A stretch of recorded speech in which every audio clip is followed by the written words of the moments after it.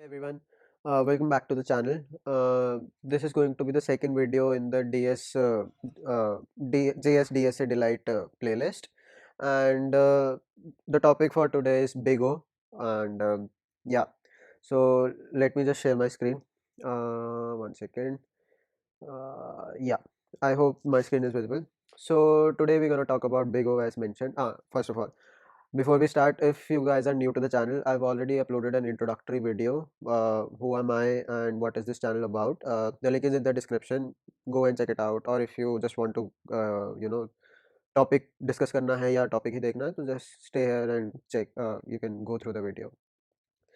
So we have Big O, and Big O is basically tells us कि आपका programme कितना fast चलता है। सो लेट्स से पहले के टाइम पे क्या होता था कि मैं लेट्स सपोज पाइथन में कोड लिख रहा हूँ, जावास्क्रिप्ट में कोड लिख रहा हूँ, सी प्लस प्लस में कोड लिख रहा हूँ। अगर हम मेमोरी देखें, सबकी रैम अलग होता है, सबका सीपीयू अलग होता है। आई यूज़ मैकबुक प्रो, कोई विंडोज़ यूज़ करेगा, कोई क्रोम बुक यूज़ करेगा, कोई लिनक्स यूज़ करेगा या कोई कुछ भी यूज़ कर सकता है। सबकी कॉन्फ़िगरेशंस अलग होंगी, राइट? तो अब सब में टाइम अलग लग सकता है। अगर मेरे पास लेट्स सपोज 4 जीबी रैम है, तो उसमें हो सकता है 10 मिनट लगें या 5 मिनट लगें। अगर किसी के पास 32 जीबी रैम है, उसमें हो सकता है लाइक विदिन अ मिनट हो जाए, तो ये सब हटा के प्रोग्रामिंग गाइज गॉड्स में भी they discovered big O. So big O basically check क्या करता है, number of operations, for loop, what are you doing in the if you are doing plus minus multiplying all these things, so number of operations check होते हैं, कितनी बार loop लग रही है वो चीज़ें चेक होती है। If it is nested loop तो उससे फर्क पड़ता है, अगर वो लूप के बाद लूप है तो उससे फर्क पड़ता है, राइट?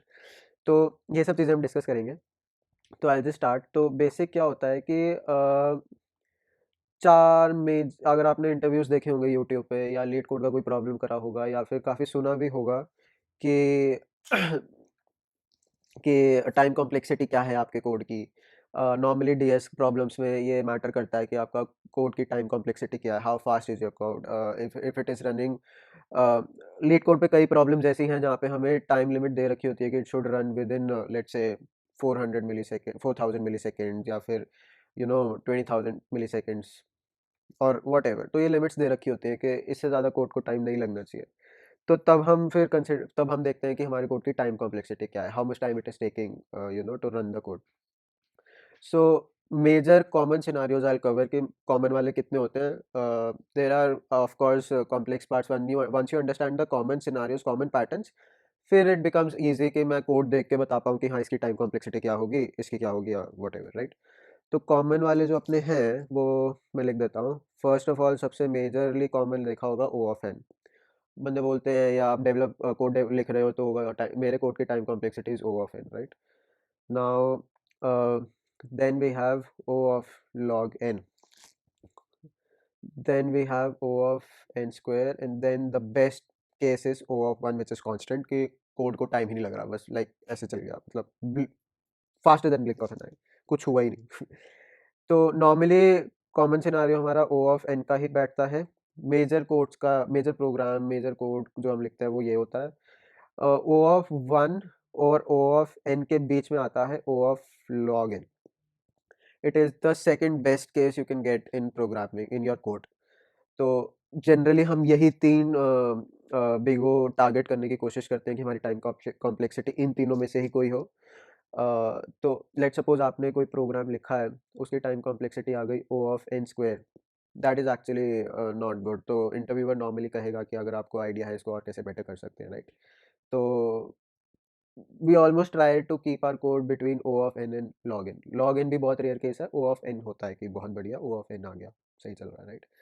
बट अब पता कैसे लगता है कि कोड ओ ऑफ एन है या ओ ऑफ लॉग एन है या ओ ऑफ एन स्क्वायर है या ओ ऑफ एन है, राइट? तो what I am going to do is I am going to write few for loops functions in JavaScript, and then we'll discuss कि उसकी time complexity क्या है and how we are figuring it out कि कैसे हो रहा है, right? तो मैं let's start with O of n. Let's say मैं function लिखता हूँ। This is guys JavaScript, मैं but अभी syntax पे नहीं जा रहा हूँ, मैंने function को fn ही लिखा है। Of course you can write fn, या फिर आप const fn करके arrow function भी बना सकते हो, whatever you guys prefer, right? तो anyways, तो लेट से हमारे पास फंक्शन है, उसमें हमारे पास n एलिमेंट्स आ रहे हैं एंड देन मैं कुछ नहीं कर रहा हूँ, मैं फॉर लूप लगा रहा हूँ उसमें। मैं कहता हूँ let i is equal to 0, i is less than n, i plus plus, और मैंने कुछ नहीं किया, मैंने कंसोल लगा दिया। तो अब फॉर लूप कब तक चलेगी? जब तक n होगा। तो मैं ये कह सकता हूँ कि फॉर लूप एक ही लगी हुई है, कोई नेस्टिंग नहीं हो रही, कोई लूप के बाद लूप नहीं है। ये फंक्शन का ब्रैकेट बंद हो गया, कोई लूप के बाद लूप नहीं है। तो इस कोड की time complexity we can say कि it is O of n, because loop चली टिल n आइटरेशंस। अब n 10 है, 100 है, 1000 है, करोड़ है, हमें फर्क नहीं पड़ता। तो ये हो गया ओ ऑफ n। अब अगर मैं इसका लेट से अगर मैं इसका ग्राफ बनाता हूँ, राइट, तो यहाँ पे मेरे n है। अब वो ये है कि 0 to आप जितना मर्जी ले जाओ, तो n है, और यहाँ पे है नंबर ऑफ ऑपरेशंस, राइट। तो n जो o ऑफ n होता है वो यूनिफॉर्म रहेगा। अब यूनिफॉर्म कैसे रहेगा? अगर आप देखो कंसोल, लेट से कंसोल एक ऑपरेशन है, जब n मान लेते हैं हमारा 5 है, फॉर अभी के लिए मैं एग्जांपल के लिए छोटा ही ले रहा हूँ।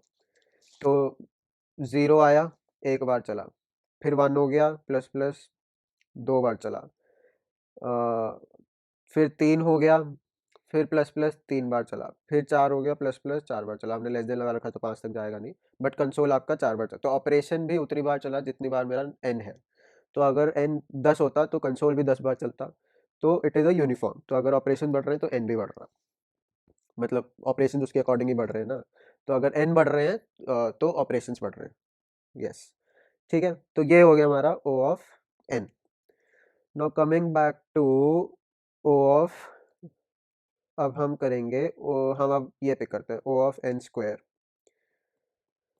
अब o ऑफ n स्क्वायर क्या होता है? o ऑफ n स्क्वायर है basically it's the same thing. Let say मैंने fn ले लिया, n आ गया इसमें, फंक्शन बनाया मैंने फॉर लूप लगाई, i is equal to 0, i less than n, i plus plus, and then again फिर अब मैं क्या कर रहा हूँ, नेस्टिंग होगी फॉर लूप की। तो लेट्स से फॉर अगेन, अब मैं j ले लेता हूँ, n हो गया, इसका j प्लस प्लस कर दिया, ये मेरा, इसमें मैंने कंसोल लगा दिया यार, i j, इसको मैंने बंद कर दिया, ये यहाँ पे बंद हो गया, दो लूप बंद हो गई, ये मेरा फंक्शन बंद हो गया।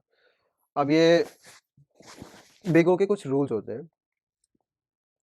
तो रूल्स बेसिकली क्या होते हैं कि एक रूल ये है कि if it is nesting loop inside loop, तो n आपका मल्टीप्लाई होगा, तो n into n is n square, तो this is o of n square, sorry. तो अब why it is o of n square, क्योंकि i भी n तक चल रहा है, j भी n तक चल रहा है, राइट।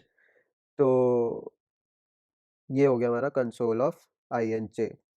तो ये हमारा हो गया o ऑफ n स्क्वायर, क्योंकि नेस्टेड लूप है, तो it is the operations are getting increased, but n हमारा 10 है, तो दोनों केसेस में 10 ही है।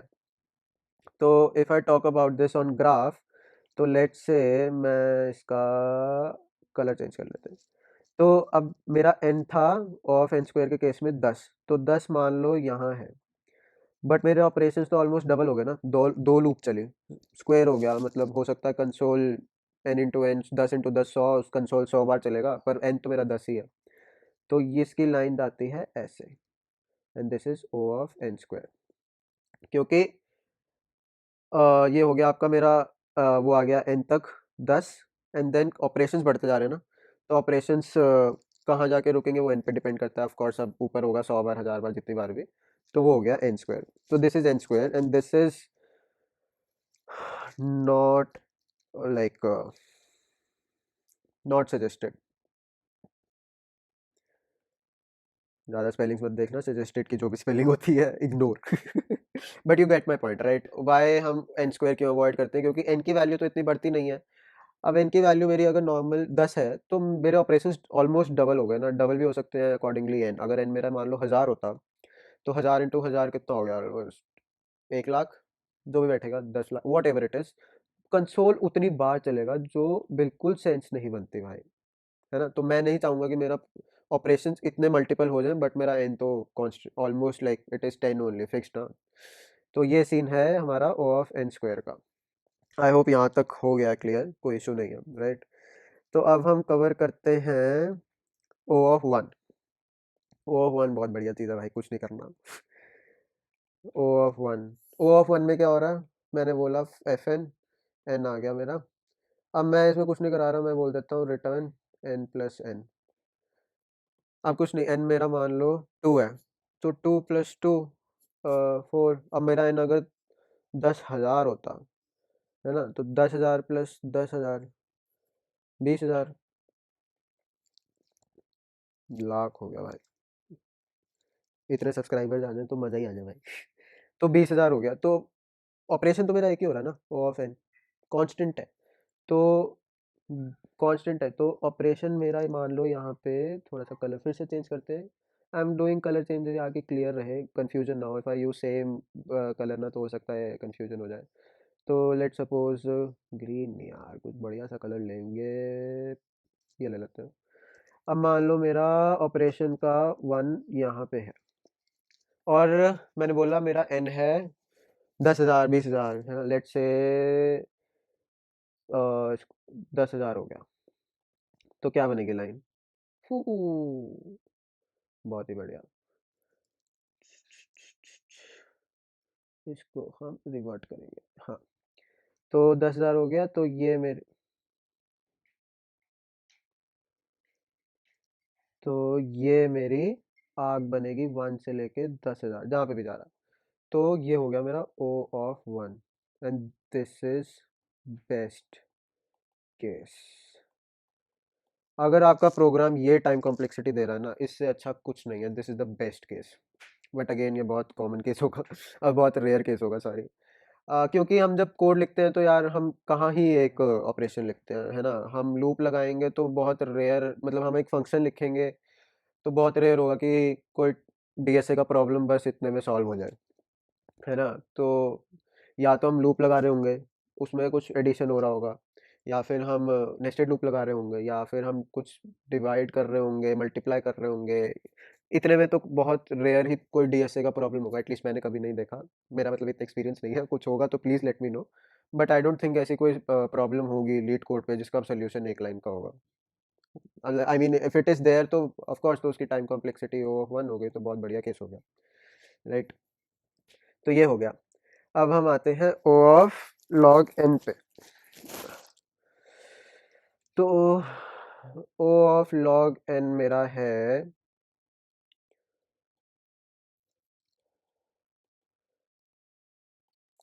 O of log N. अब इसके लिए ये समझना इट्स नॉट ट्रिकी, बट मैंने देखा है काफ़ी जगह पे लोग एक्सप्लेन करते हैं, बट आई डोंट नो इतना कॉम्प्लिकेट क्यों कर देते हैं। मेरे को भी इनिशियली नहीं समझ आ रहा था कि कैसे कैलकुलेट हो रहा है। तो मैंने काफ़ी जगह बहुत वीडियोस देखी, मैंने मीडियम पे ब्लॉग्स पढ़े, मैंने काफ़ी चीज़ें ट्राई करी, तो finally I have understood it. And I try to give one example जिससे आपको भी इजीली क्लियर हो जाए, but let's try and let me know in the comments if it's not clear या स्टिल कोई डाउट है या कुछ भी है, राइट। तो लेट्स से मैंने एक एरे ले लिया, तो इट इज़ 1 2 3 4 5 6 7 8। लाइनें खींच देते हैं, थोड़ा बढ़िया लगेगा। अब मैं कह रहा हूँ कि मेरे को 1 निकाल के दो, है ना। अब इसको कैसे कर सकते हैं, अभी मैं कोड नहीं लिखूंगा इसका, but there is a concept of divide and conquer, मैं उसका कोड वगैरह नहीं लिखूंगा। बट अब ये हो कैसे रहा है, लेट सपोज मैंने बीच में से 8 है, मैंने बीच में से इसको डिवाइड कर दिया। अब मैं दोनों एरे में चेक करूंगा 1 है कि नहीं, नहीं है। तो राइट वाले में नहीं है, तो मेरे पास इतना एरे रह गया, विच इज़ 1 2 3 4। अब इसका मिड करके मैं फिर से डिवाइड करूंगा। अब राइट वाले में नहीं है, मेरे पास 1 एंड 2 रह गया। अब इसका मिड क्या, दो ही एलिमेंट है तो सिंगल एलिमेंट में मैं इसको डिवाइड कर दूंगा। अब मेरे पास रह गया 1, तो ये मेरा 1 आ गया जो मेरे को फाइंड करना था। अगर मैं अब स्टेप्स देखूं कितने लगे, first step, second step, third step, तो ये मेरा हो गया 3 स्टेप में मेरे पास ये आ गया। अब 2 raise to the power 3 is equals to 8, right? तो अगर मैं इसको बोलूँ log बेस 2 8 इज़ इक्वल्स 3, तो या तो आप ऐसे कर सकते हो कि हाँ 2 की, ये answer is basically log of n, right? कि 8 एलिमेंट थे, तो 8 कितने हो गए, है ना? 8 एलिमेंट्स थे ना, n इज़ 8 राइट नाउ, तो log n इज़ log 8। अब उसकी टाइम कॉम्प्लेक्सिटी कितनी हुई? 3। अब इसको आप log हमेशा बेस 2 ही रखते हैं, ये बेसिक थोड़ा मैथ्स है, +1 +2 या शायद पता नहीं पहले कभी कौन सी क्लास में पढ़ाते थे, मेरे को ये नहीं याद, but log base 2 is by default हम वही लेके चलते हैं। इतना मैथ्स में घुसने की ज़रूरत नहीं है, बस ये इतना याद कर लो यार, बहुत है। तो एरे में 8 हैं, तो मेरा log n which is log 8 is equal to 3, right? तो अब इसका आंसर आया कैसे? मैं ये कह रहा हूँ कि 2 रेज़ टू पावर 3 होती है तो 8, तो log बेस 2 8 इज़ 3। या फिर आप ऐसे भी कर सकते हो कि 8 को, let's suppose I have 8, how much time मेरे को डिवाइड करना पड़ेगा 8 को 2 से कि 1 आ जाए, तो 2 4 जा 8, एंड फिर मैं करता हूँ 2 2 जा 2 बार हो गया, मैं फिर करता हूँ 1 जा 3 बार करना पड़ा मेरे को, तब 1 आया, राइट? तो 3 इज़ द आंसर। अब ये तो ऑफ कोर्स 8 ही एलिमेंट्स थे, बट लेट्स से अगर बहुत ही लंबा मल्टीपल होता है, फॉर एग्जांपल मैं अभी के लिए भी, मैं कोई बहुत उसमें नहीं जा रहा, लेट्स से 500, तो अब मेरे को कितनी बार 2 को डिवाइड करना, मतलब 500 को 2 से डिवाइड करना पड़ेगा कि मेरे को 1 मिल जाए, राइट? तो अगर मैं, जो भी इसका आंसर आएगा वो log 2, और यहाँ पे मैं कर दूंगा 500, क्योंकि मेरा है ना वो, इसका जो भी इसको डिवाइड करके आंसर आएगा सर बाय डिवाइड, वही इसका यहाँ पे आंसर होगा, जो भी आंसर आएगा। तो ये हो गया मेरा log n। This is how log n works, this is what n means, कि वहाँ पे n की वैल्यू क्या आएगी and how you can calculate it.